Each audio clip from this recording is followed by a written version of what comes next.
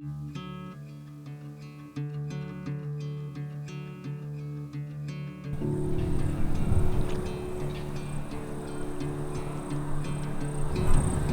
folks, it's Peter here from Rainbow Springs Fly Fishing with another little pro tip for you.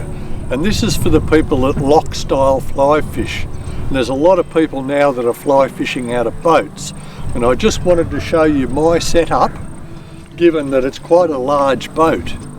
And it's to do with the drogue and the cabin and the flooring and seat positions.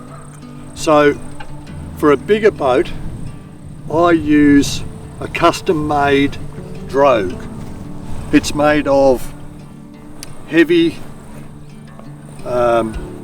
shade cloth, and it has an 8mm chain in the base here, so it's quite a heavy chain, and obviously pool noodles in the top. Now you can buy little vinyl drogues that have got a hole in the centre, but what they tend to do when you're drifting is they tend to bag this way and bag that way. Therefore they work okay with small boats, but the bigger boats, they don't work so well, and that's nothing to do with criticising the people that design them and make them. These custom made drogues, this shade cloth is heavy duty and it acts like a bug catcher. So when you're drifting, every time you pick it up, you can see what's in the water, which is very valuable when it comes to selecting flies. Now, I also mark the drogue at certain points here, like so, that is the optimal length of the drogue away from the boat, so that you get a nice drift.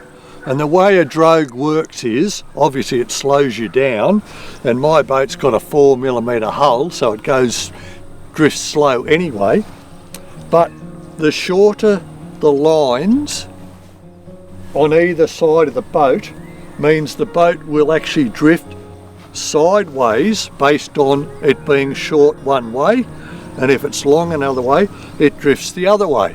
So what that means is, instead of going straight down, if you want to drift into a bay, you shorten one side and the boat will drift into the bay. And that's a pretty important part of learning Loch style fly fishing. So we'll cut back in a second, we'll put this on, and we'll just give you a bit of an idea of how we do things.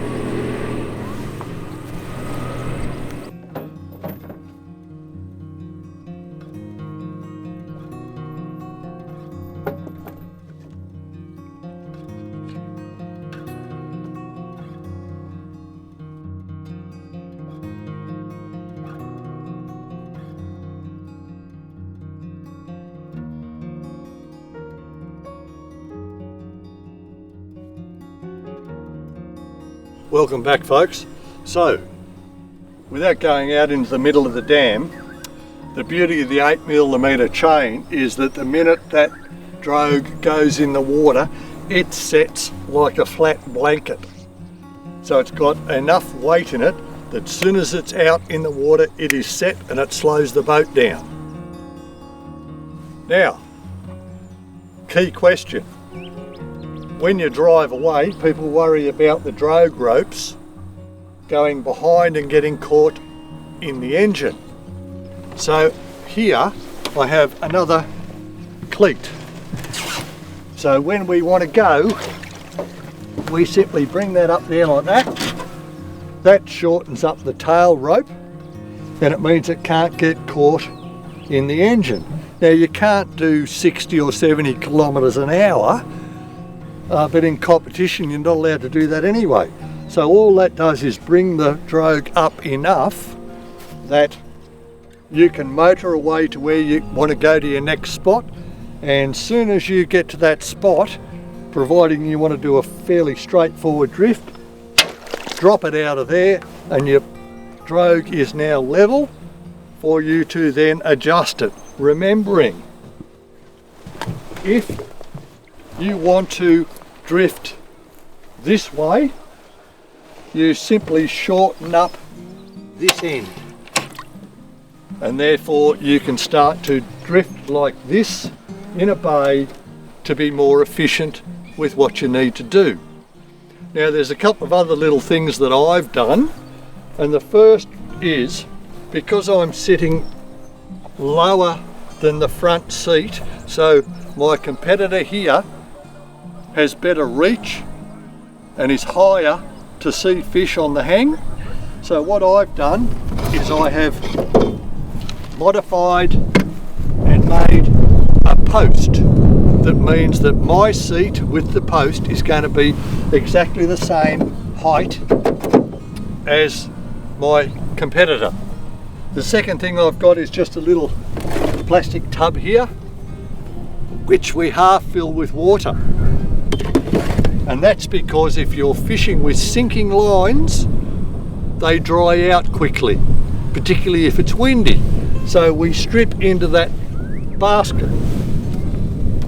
And the last thing I've done, which is a bit rough, but it gives you an idea, is I have a plastic blanket here that is tied to the back of the chair. And what that does is it stops the wind blowing your line into the water. So you can fish for longer, your lines are wet, and you don't have to worry about all the complications of dry lines, worrying about your fellow competitor. And being left-handed, I'm always sitting at the back and driving the boat, which has been argued successfully, I believe, that you're actually at a disadvantage, because when you motor from one place to the other, your angler up the front can change flies, change leaders, change lines, and I can't do that until the boat's stationary. But that's the price you pay for being left-handed. So right-handers sit up the front, left-handers usually down the back. But this simple little idea here with a little bit of weight in the bottom of it means that I've got a better chance of not tangling up sinking lines when they start to dry out. So I hope you've liked this little pro tip. Please like our Facebook page. If you want more information, go to our website at rainbowsprings.com.au, click on the contact us page, and we'll shoot you off an information link. Bye for now.